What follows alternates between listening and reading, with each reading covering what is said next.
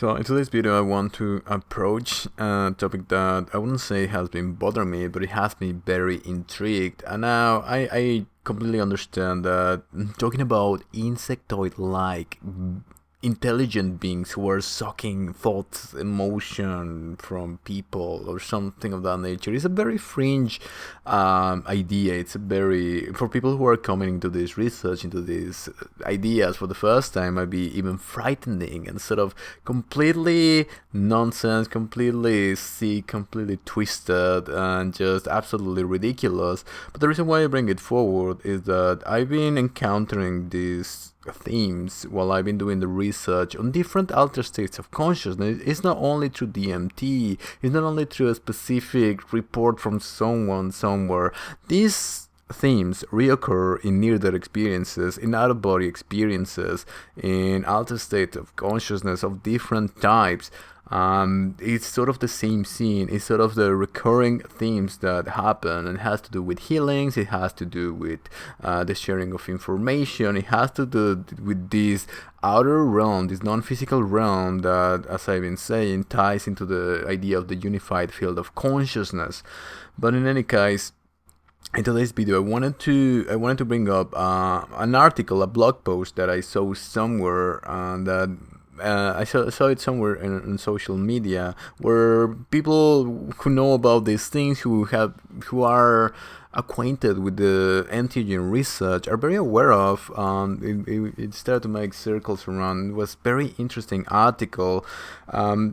As I said, usually I wouldn't bring these sort of fringe articles forward, but I've been doing this research for a while, and it has been reoccurring, coming on up forward. The most disturbing part is that there is a lot of misinformation about it. A lot of people look at this as something awfully evil and extremely sick and extremely negative, but in reality, this might not be as negative as we might think. As I'm gonna be repeating over the video, I've spoken about this in the past, about the quote-unquote contact modalities, and this is one of the largest UFO alien abduction research pieces that have been done in the past. I'm gonna link it below. It has to do with Reinario Hernandez and some of his books and some of his work. But yeah, in today's video, I want to speak about, are we being farmed by non-human intelligences somehow? As a bit of a side note, I wanted to make this video shorter than my previous videos, but I realized that this is not gonna happen in this channel. There's no chance for me to make these videos small, because there's a lot of context that I have to put forward, and there's a lot of information that I have to share in order to get a clearer idea.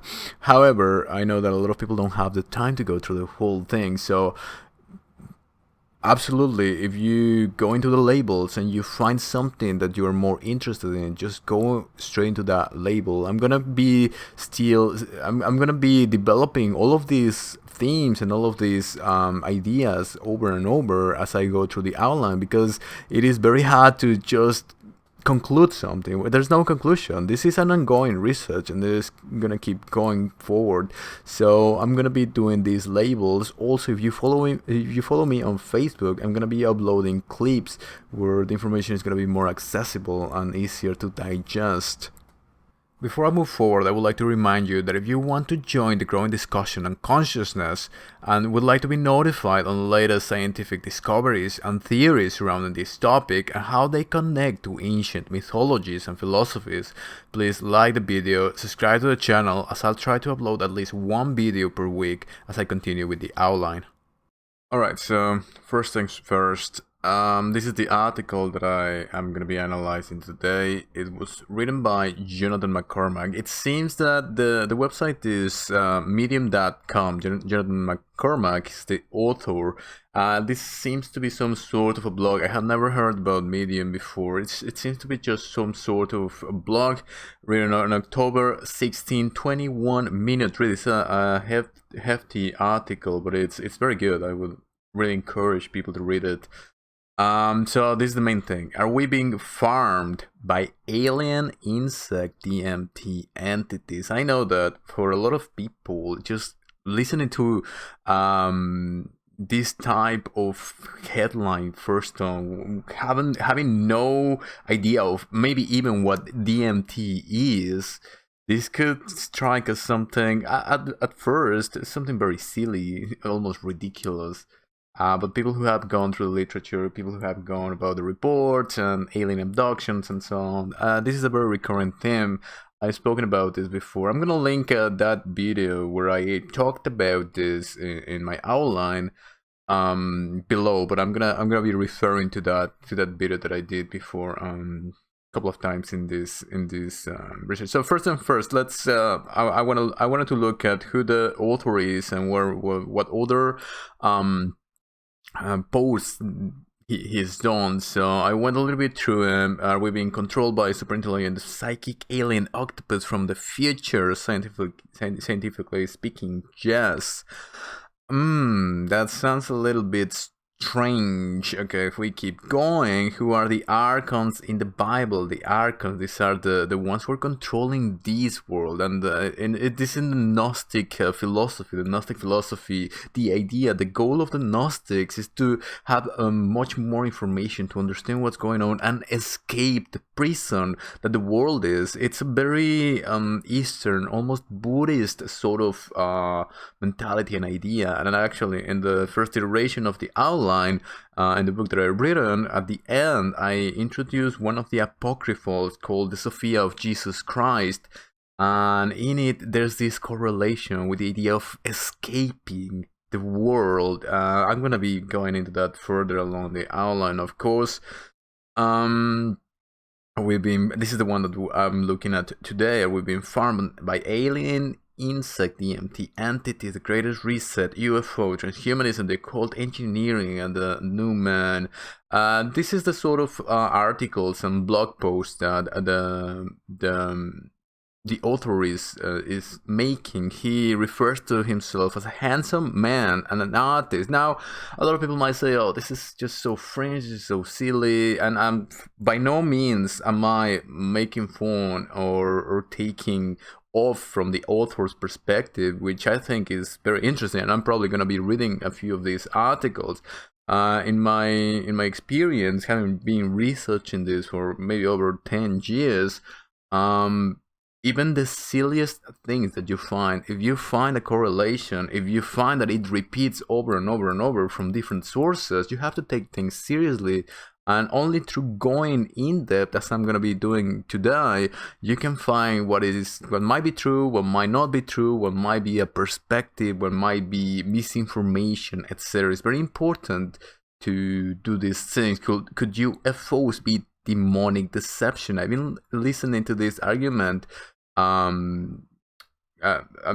a few times, thinking that when people bring the UFOs and the alien contact into the discussion, a lot of people straight up say, "Oh, these are demons, these are the fallen angels, these are, the worst of the worst," and so on and so forth. It seems that the author of these blogs has that idea that they are some sort of demonic entities. But okay, so now if we go straight into the article, I have highlighted a few of the most interesting bits that let me expand upon what is being addressed in this article. So, what does the shaman Carlos Castaneda, out-of-body expert Robert Monroe? I've been speaking about Robert Monroe for quite a few times. I did it on I'm gonna link the video right here. It's how the research on consciousness is attracting the mainstream media attention from a TikToker who started talking about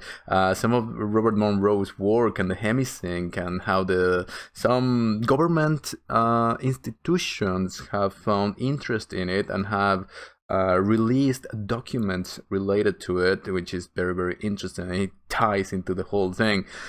So Robert Monroe, DMT users, all these reports that I've been speaking of altered states of consciousness where things repeat, and a host of other psychic explorers have in common. They all been speaking about the same thing. They all report a certain kind of experience involving insectoid entities, farming their negative emotions and needing of them. Now, this is something that I'm not also sure about. It might seem like this, but this might not be what's actually going on.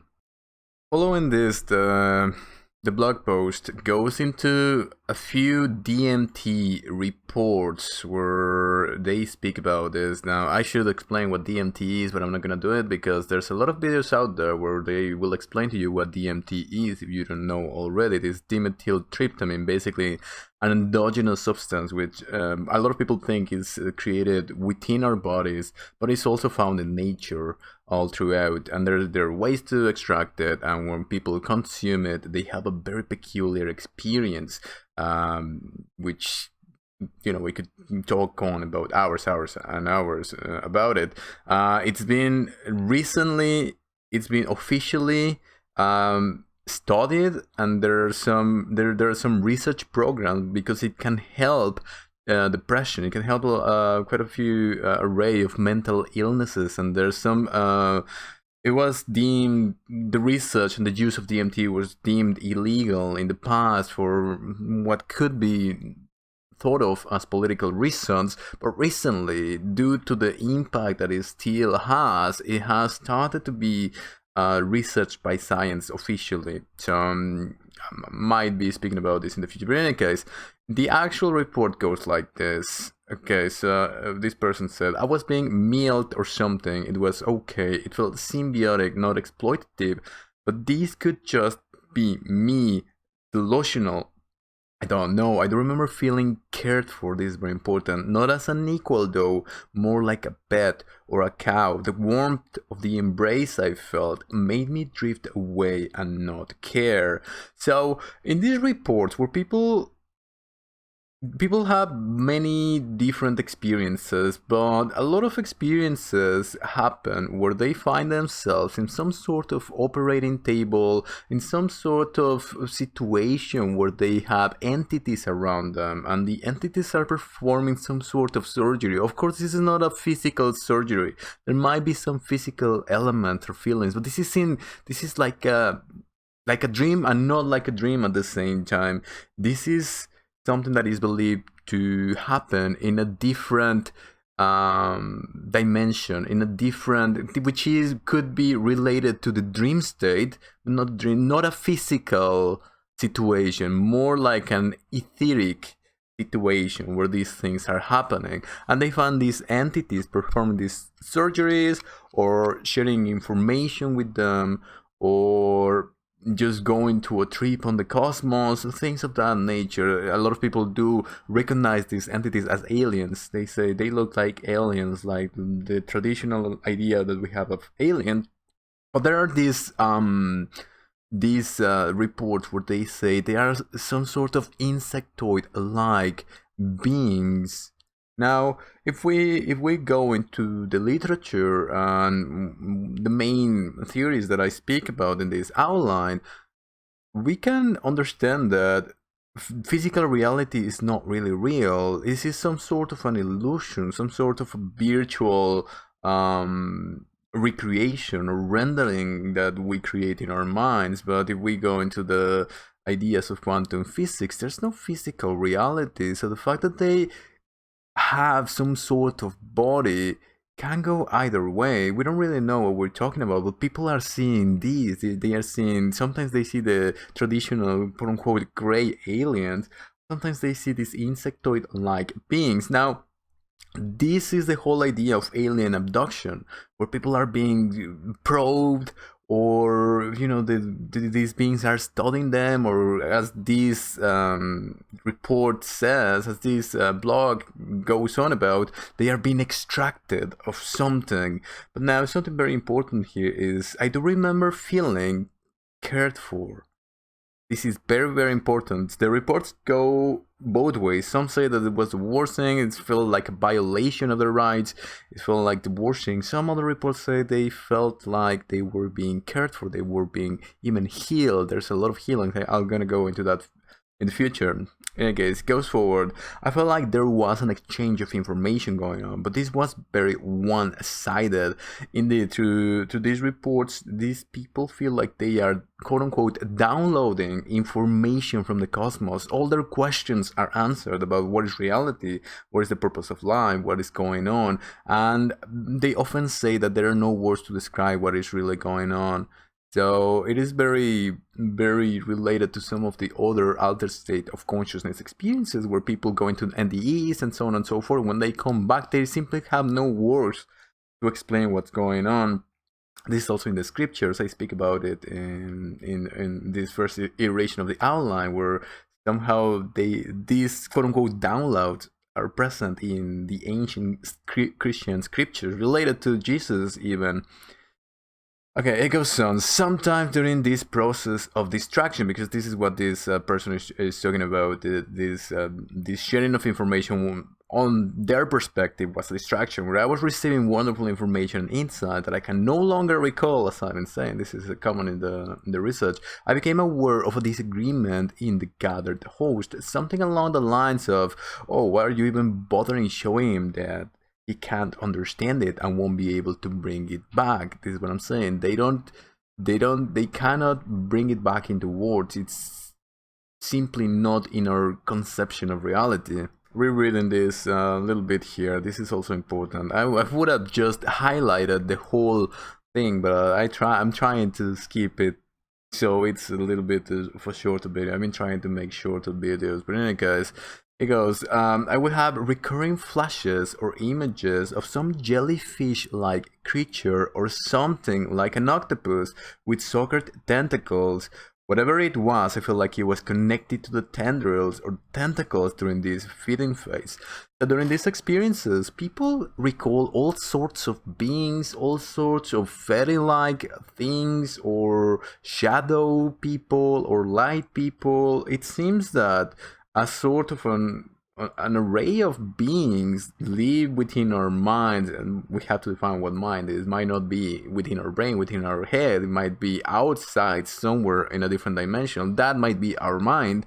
But in any case, it seems that all these beings come about. I've heard stories where people see cardboard demons and things of that nature, which makes it seem like the whole thing was just some sort of hallucination. And it might be the mind recreating or putting form into certain things. However, this idea of jellyfish-like creatures, I've seen quite a few reports of this, but instead of what this blog post goes on and suckering their feelings or extracting something, I've seen reports of these jellyfish-like creatures killing people. There's this I don't know where I read it. There was this story about this guy who had a huge issue with their leg, and these jellyfish-like things just attached to his leg, and he was during the whole he was tripping. Of course, he was going into this download of information and feeling what they call quote-unquote a love, this unique love. And meanwhile, these jelly-like creatures were healing him, and he came back from the trip and he healed something that was thought was unhealable. But in any case, it goes forward. There's another report here. I saw that in some sense, our planet is nothing more than a factory farm for souls. All of our human concern are bonantial to these creatures. I saw in all the graphic details what these horrible insect aliens were doing to us. Alright, so this sounds like something very bad. It goes, I could see them operating on us and harvesting us with all the care that we show to the lower life forms on this planet. So this is a very grim image of these insectoid-like creatures operating on people and doing this sort of thing. I'm going to put a parenthesis here because it goes forward. There's another one here, and not just DMT, magic mushrooms as well. It seems that all these entheogens have the ability to take us to this outer dimension where these beings are lie. So it goes, my inner vision revealed what looked like a dank moss green hospital emergency waiting room. I noticed a few off-white football-sized larvae floating 3 or 4 feet off the ground in various spots. Following one of these with my eyes, I then saw an insectoid entity about the size of a small dog. This is important. It says it's a size of a small dog. It's like a huge bug, but large enough to be the size of a dog. Whose back was facing me, had a long mosquito-like proboscis, and that I could partially see. Suddenly it turned, and realizing that I saw it, it made a high-pitched, buzzing, shrieking sound, like an impression that it was sending out an alarm. Now this is a very grim image. This is that of a horror movie. It goes on. I highlighted all of this. This is important. I'm gonna go back into all of this. The entity then initiated telepathic communication. This is important. All of these experiences have this telepathic communication through images, through thought. This happens in NDEs, in out-of-body experiences, and all these sort of communications in this realm. So it goes explaining that it was quite surprised that I could see it. So this is a rational being. This is a being that can communicate, as this usually did not occur. It said that it lived by extracting human thought emotion. Human thoughts were both the currency of its species as well as their sustenance energy source. Like proboscis was looking less friendly by the minute. I was given the impression that as the coin of its kind, different types of thought emotion were valued differently. Those with a more intense energy charge, such as fear or love, this is the duality, this is the positive spectrum, and this is the negative spectrum, fear, were worth more. Now, another thing which is important to say here is that this was an insectoid-like being.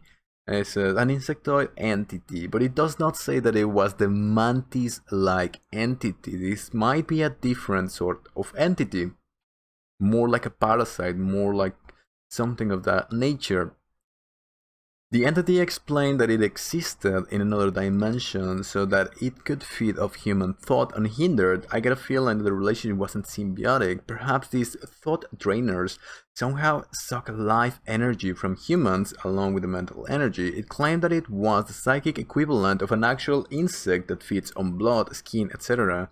With regard to the extent of any damage it might do to those on whom it fed, yet I had a nagging feeling that it might not be telling me the whole truth. If these creatures had some sort of influence on inciting wars or disasters in the human realm, the experience left me feeling unsettled for some time afterwards. So maybe these creatures in the human realm. Now, according to the theory and the literature, it seems that all these inciting wars, this is the human ego. It is the human ego which incites wars. It is the idea of the lack of resources, disasters in the human, like a tornado, a hurricane that takes a lot of lives. This is thought to be, for some people, it's just simply a natural phenomenon. For other people, this is a punishment from God. But the literature seems to point out that it is the collective consciousness which causes these sort of situations. Other ideas are that Gaia is sort of like clearing herself from the damage that has been done. There's a lot of theories on why natural disasters happen, but I might go into this in the future. Now, going into a little bit of a reflection on this paragraph, because I highlighted the whole thing and I read the whole thing, because this is quite interesting. It's a very grim depiction of what happened, but a couple of things are interesting. They said it was like a dank moss green hospital. Why would there be a hospital in a dimension which is created with the mind? This might be the interpretation of this person. Why not a ritual, like on a Native American, more closer to nature sort of deal?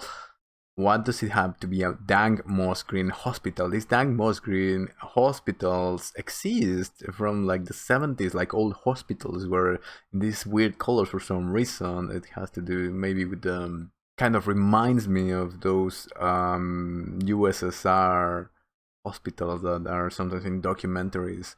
So in any case, it was some sort of an emergency waiting room. There's the theme of being in some sort of surgery facility of some sort of hospital. This might be the way. A lot of there are these theories that these encounters, these abductions, happen in some sort of an aesthetic field, and a lot of the props, a lot of the situations are ways for us to understand something, to recreate a scene, to sort of make sense of something. But if we think about this, and what the literature suggests is that these are simply part of, in part, our imagination. This is not an actual hospital. They don't have green hospitals in this realm. This is a way for us to understand that there's gonna be a procedure on us. So I noticed a few of white football-sized larvae. This is a leech. When you think about something sucking something out of you, you think of a leech. So this could also be part of this person's psyche, creating this larvae, an insectoid-like entity. Now, this is something that has been not bothering me, I would say, but it has me puzzled a little bit. Why do we see them as insects? Perhaps they actually prefer to have some sort of insect body. Because if you think about it, some insect bodies are way more efficient than human bodies. And why wouldn't there be species of other types of beings who could be smart? We are primates. Human beings are primates. We are an evolution, or maybe a tweaking of primates. But we are still primates. How is it for us something super weird to think that some other forms of species could have intelligence, perhaps reptilian species who become conscious, or perhaps some avian species who become conscious and who become smart and rational and can communicate? How about insectoid-like beings? Now, when I did notice that it says the size of a small dog, they're talking about this small insect-like entity. This, as I said, this could be part of the imagination, of the recreation, of the conceptualization of this individual person to understand what was going on, but by these entities, which in the end, at the end of the day, they might be non-physical entities. And this whole scenario, this whole situation is a way for us to understand or to conceive something in a way, like a dream, like some sort of an abstract, ethereal situation. Now, in some of the other reports from these beings, they speak about these beings as being these huge insectoid-like beings, like mantis-like beings, but they always speak of them as huge, like very large, like meters long, and it's not these small leech-like larvae or anything like that. These are large beings, so there's a little bit of a discrepancy here. There is this whole idea that these entities, these beings, are extracting human thought emotion as part of their sustenance or energy. And that's what these insectoid-like thing explain to this person. And what they say here, that the different emotions are valued differently, such as fear or love. There's a huge thing about here, because this is the duality. A lot of the altered state of consciousness experiences go into this. So what people see in NDEs or OBEs and even some of the DMT experiences is this huge feeling of what they call love. That's this unconditional. This is what they call God. This is what they call the source. That everything is love. Everything is made about love. Love is the most important thing. Now the opposite is fear. Now, if you go into the basis of philosophy, the idea of singularity and duality, when you talk about singularity, everything is there, everything is everything is one thing, and only separating it and creating an opposite of the one thing can you truly understand the other thing. In order for there to be actual love, there has to be fear. This is the whole game of life. This is how we could, in a way, justify evil in a way, which a lot of people have a lot of issues with this, including myself. I might go into this, is the Epicurean, I can't remember the name of it. It's like a philosophy statement of explaining evil. I'm gonna go into it probably in the future. This is important. So there are these thought emotions which are valued different and can be either fear or love. Now this whole blog post goes into the idea that they are extracting our thoughts, our emotions, and maybe they cause the supernatural disasters to create this fear, to create this dramatic human experience where they are just leeching our thoughts, emotions from. Just going into a little bit of the last line, it's literally just two highlights here before I go into the conclusion of what I want to say in this video. It says, I felt like these green mantis-like creatures were sniffing around for painful memories. It's important. They were looking for painful memories and extracting them. One seemed annoyed that I was aware of it and was like, just let me do my job, please. They seemed kind of rude and possibly even overworked, but probably helpful overall. They wanted to poke around inside me and lead me to painful thoughts and memories.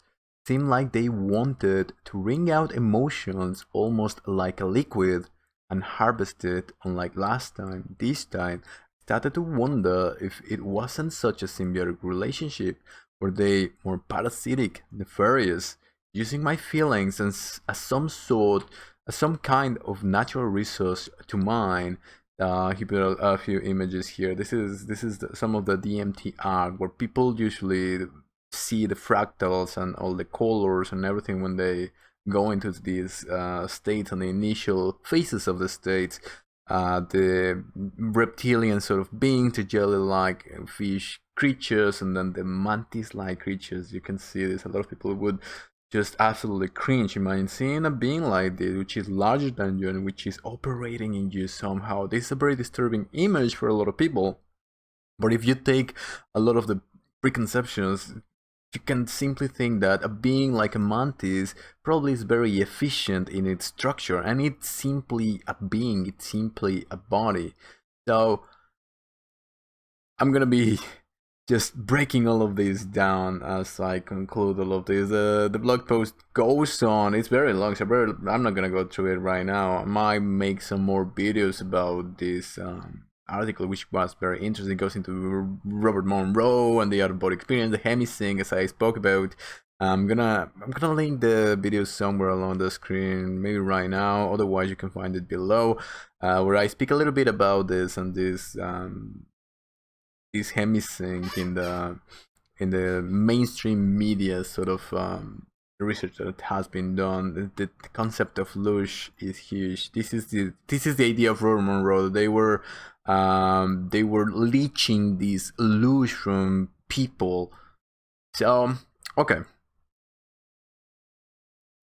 okay, so far, as I try to conclude this video and speak about some of my own thoughts and some of the research that I've done, we can see that this blog post goes on and speaks about these reports handpicked for this blog post seem to be the worst of the worst. People feel violated. People feel like they are being experimented upon. But even in these negative reports, there are a few things that we can handpick and see, like, why are they being cared for? Why is this some sort of symbiotic relationship? Why are they looking for the painful negative experiences? Now, something that I want to talk about, these mantis-like beings, is that I've seen these reports in different experiences, not only in DMT experiences, but also there are some in near-death experiences, in sudden out-of-body experiences, and they are also a recurring theme in some of the quote-unquote channelings that are becoming more popular because people are opening to these ideas that perhaps there's a field of consciousness and we can connect with some higher forms of consciousness which no longer require a body but are out there in a different realm. This whole thing, the idea of channeling, is that people go into a trance-like state and they can connect with different consciousness, which would be called aliens or non-human intelligences, and they sort of communicate with humans, with people, and they have a message to say. Some of these channelings happen with these alleged mantis-like beings, which most often than not, they seem to be positive beings who are trying to help, and they are known as being healers. Some of their main purposes are healing other beings. So there are a lot of when you go into the research of abductions, which I'm gonna be linking a group below of the work of Ray Hernandez with some of his colleagues. This is one of the largest research on alien abductions, and it consists in a series of surveys done to people, and they have been cataloged, and they have been doing charts and the sort of nature of, to truly understand what is the nature of this abduction. I also made a video about this. I'm gonna link it somewhere on the screen, but also you can find it below. So in that research, you can find that amongst these quote unquote alien abductions, there are a lot of healings. A lot of healings have been reported where they see these mantis-like beings sort of doing this strange sort of operation on people, and a lot of these have to be with painful memories. What if these beings, instead of harvesting or selling the lush or whatever, were trying to extract these painful memories? A lot of people go into DMT experience or ayahuasca and some all of these experiences. And when they end the trip, and these are known, these substances are known as medicine, spiritual medicine. It's a complete rework of their entire system. And there's the purging, and people usually throw up or excrete, or there are different ways of this whole purging that is done through these entheogen-based experiences, where they come from the experience feeling healed. There's a lot of other healings with different types of beings. So could it be that all of these reports of beings extracting negative stuff or leeching and whatnot, could it be that this is a misinterpretation of what's actually going on? As I said, there are these channelings and these other sets of literature where they explain about these mantis-like beings as helping. There's in the literature, which I might go further into the future. This is why I'm putting this video on pragmatic philosophy. When I speak about pragmatic philosophy, I put some of my ideas, some of the things that we cannot verify. Because one thing that I want to do with the outline is to speak about the things that we can verify with data. I base myself a lot in the data, in the neuroscientific research on what the stacking of reports are saying. But for this one, for a channeling or things of that nature, the only reason why I bring them up is because I've been seeing them on and on and on, and they repeat and they relate to some of the other altered states of consciousness experience, which happen through different means, not channeling, but more like near-death experiences or out-of-body experience or DMT research. Something like an NDE can be documented. Something like the DMT research, where they they administer this entheogen on people, and the same result happens over and over and over, then you can start gathering data and you can start arriving to realization. But in any case, as I've been saying, all these reports stack. I remember reading one of these mantis-like beings where they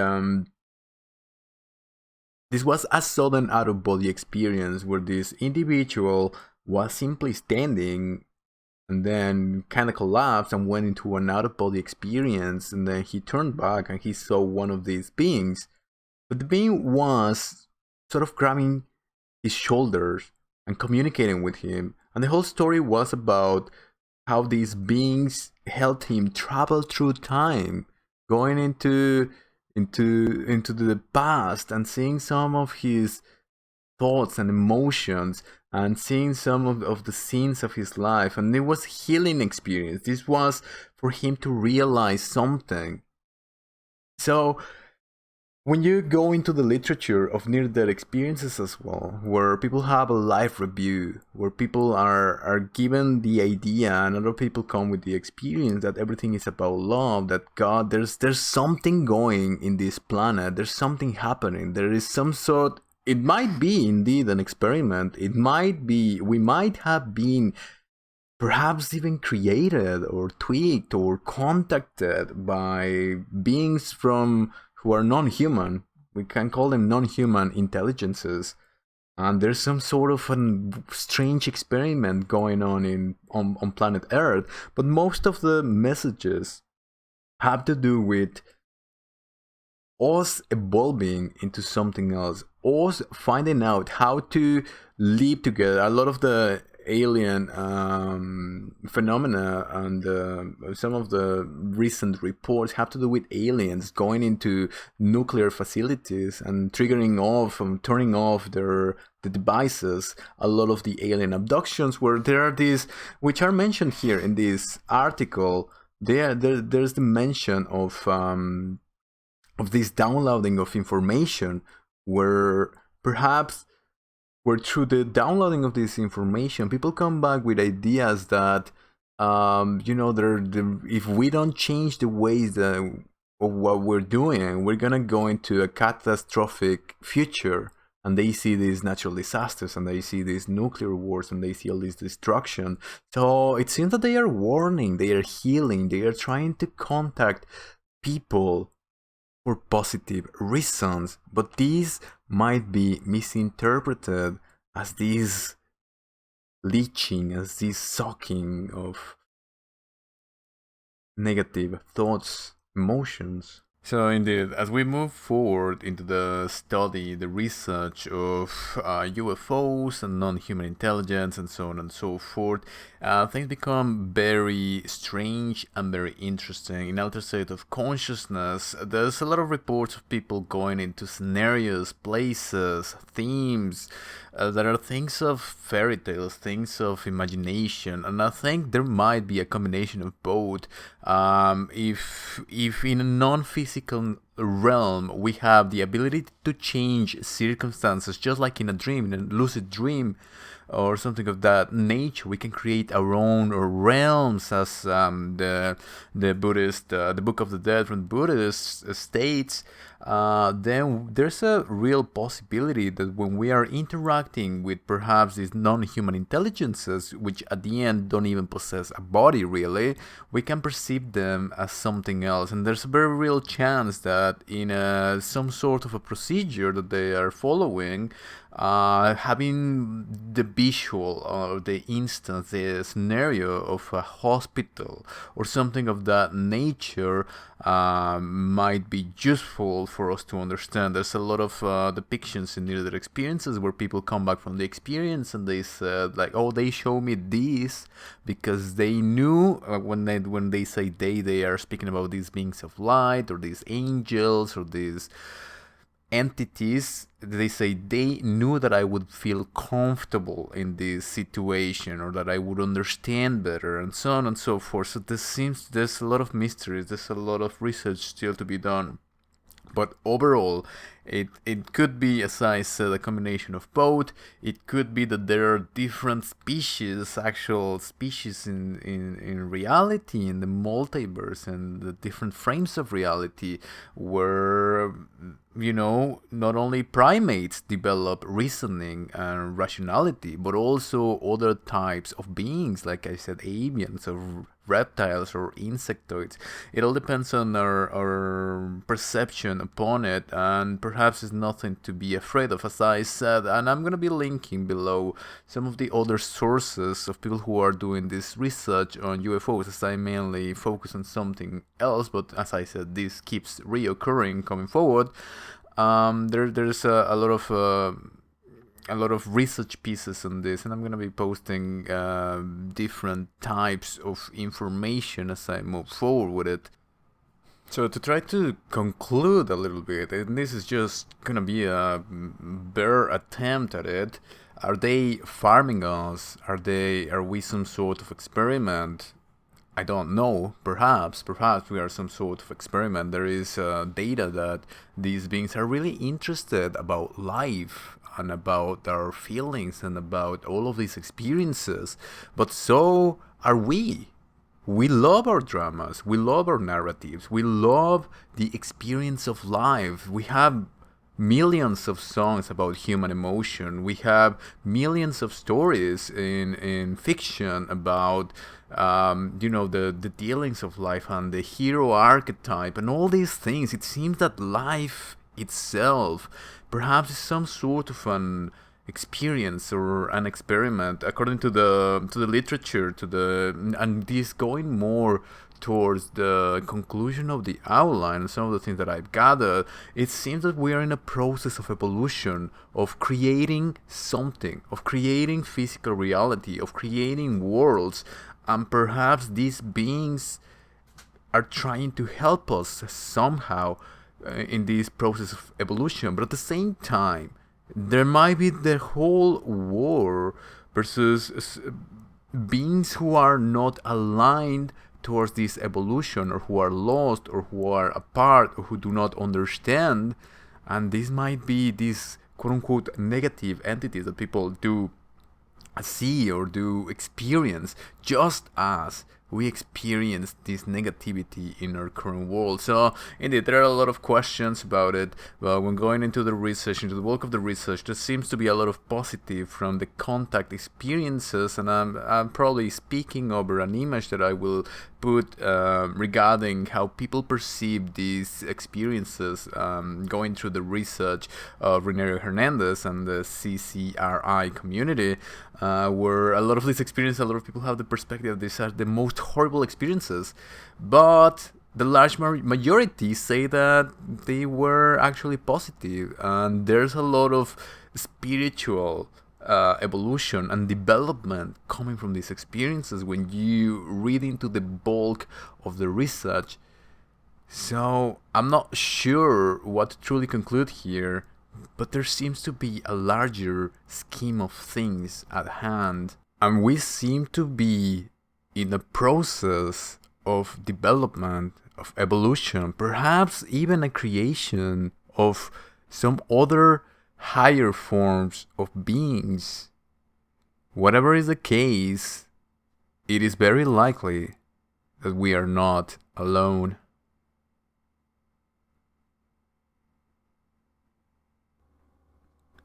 If you're on the path of finding the truth about reality and our purpose as humans on Earth, the information that I have to share concerns you. After a lifetime of research in philosophies ranging from Buddhism to the occult, I've encountered themes and patterns along some baffling information that is beginning to be seriously studied by science.